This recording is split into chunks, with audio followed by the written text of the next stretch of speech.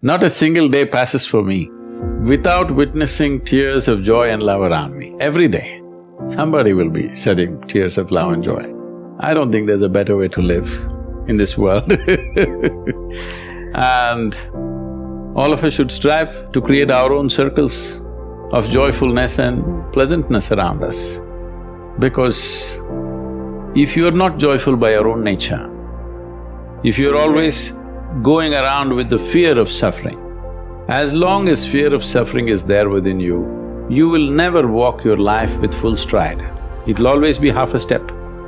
Most human beings have crippled themselves simply because of fear of suffering. What will happen to me is always the question. Whatever happens, this is how I will be. If this assurance comes to you, only now you will want to scale the peaks of life and see, what about it? If it happens, makes no difference to you. If it doesn't happen, makes no difference to you.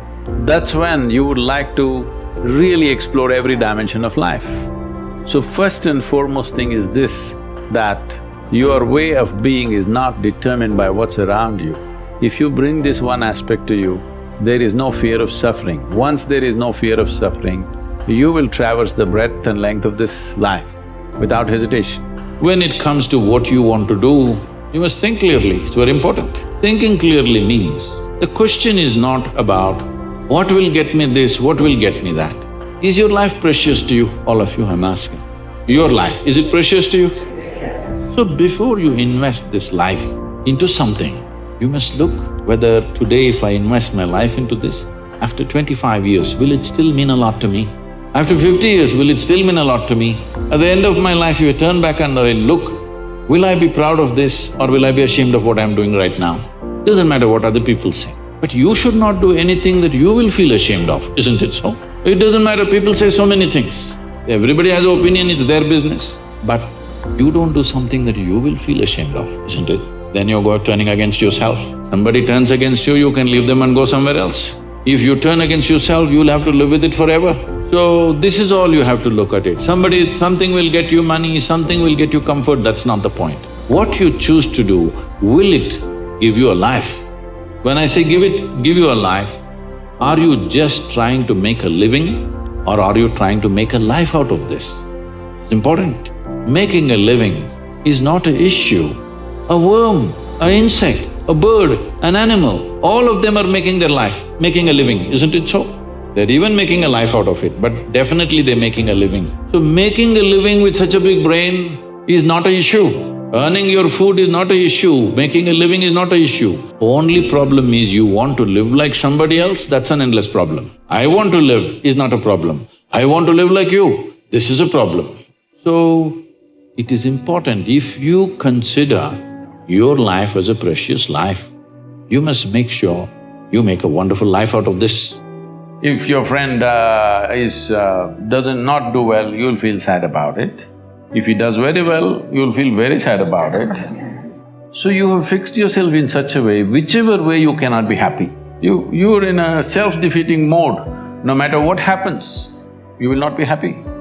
If you want to understand what I'm saying, you go and stand out on one of the main streets in Bangalore city.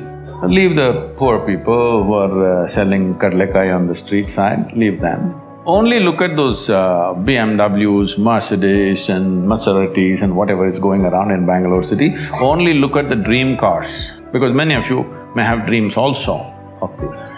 Just look at all these people. You think they are in a profusion of joy driving this car like that? No. Only in case it's a stolen car, you see the joy. Otherwise, no. So success has not brought joy to them. If they're failed, of course they're frustrated, because the very mode of approach is like this. If this mode of approach comes, whichever way, it's not going to work. Because it's not even about you, it's always about somebody here. It's never about you. The simple thing is this, see, if your joy, your sadness, your happiness, your misery is determined by something or somebody around you, the chances of you being joyful in your life is remote, yes or no? Is it true that human experience is created from within? I'm asking all of you. Is it true that human experience, joy or misery, agony or ecstasy, madness or sanity, everything is created from inside. At least if you're a manager, if you're going to be a manager, at least what is happening from within you must happen your way. Because essentially management means having situations the way we want it. Yes? Management means what?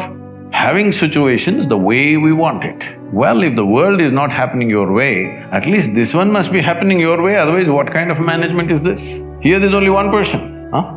Here there are 1,000 people, they may not listen to you, they got their own stuff.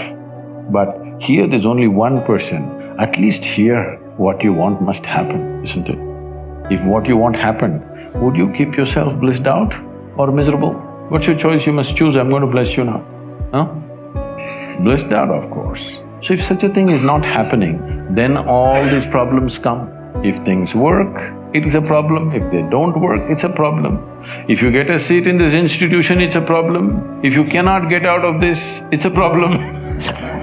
You like this place so much, you don't mind staying here, it's not like that. You must get in and you must get out ahead of others. Everything, it's never about you, it's always about something else. Outside is a variable situation. Who these people are today, tomorrow we don't know what they will say, yes? Tomorrow morning we don't know what they will say. If your way of being is determined by all these people, then you are a mess, you're bound to be a mess. See, you are a product of this planet, yes or no? Whatever nonsense individuals may think about themselves, we are all just a pop-up from this planet. You've seen those pop-ups on the computer screen? Pop, pop, yes? You're just a pop-up, you'll be gone. You can't believe you will be gone, huh? Me? I will be gone? Yes, all the very smart people, countless number of people who walked this planet before and you and me, where the hell are they, huh? Not a sign. All became topsoil, isn't it so? Weren't they pop-ups? Aren't you a pop-up? Poop, poop. You may think you have a great life and this and that. As far as the earth is concerned, it's just recycling its soil.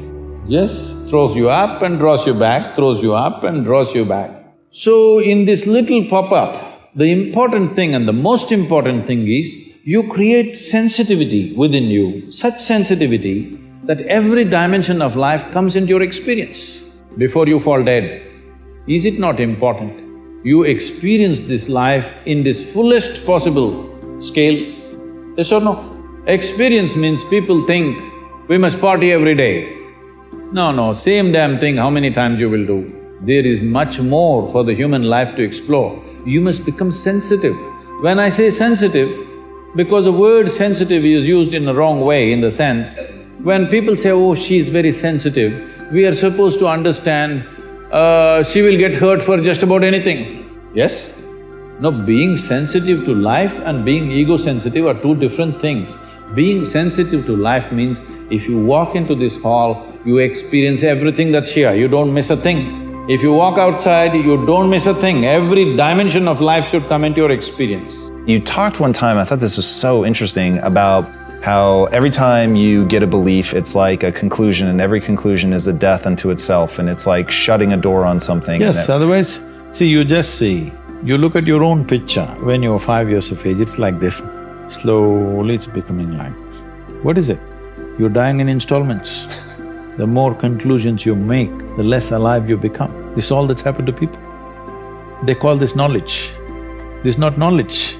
This is just conclusions that you're drawing about everything. See, with all this scientific exploration, the fact is that even today, we do not know one single atom in its entirety. We know how to use them. We know how to use everything on this planet, but we don't know a damn thing about anything. Over 90% or 99% of an atom is empty. We don't know what that emptiness contains. Over 99% of the cosmos is empty. We don't know what that is. So, this is like, I give you a 1,000,000-piece jigsaw, but you found, in your hands, you have only 3 of them. With these 3, you make a picture and you're euphoric that you made a picture. Well, I'm sorry, there are 1,000,000 pieces to this. Has anybody gathered all the pieces? Then don't make a picture.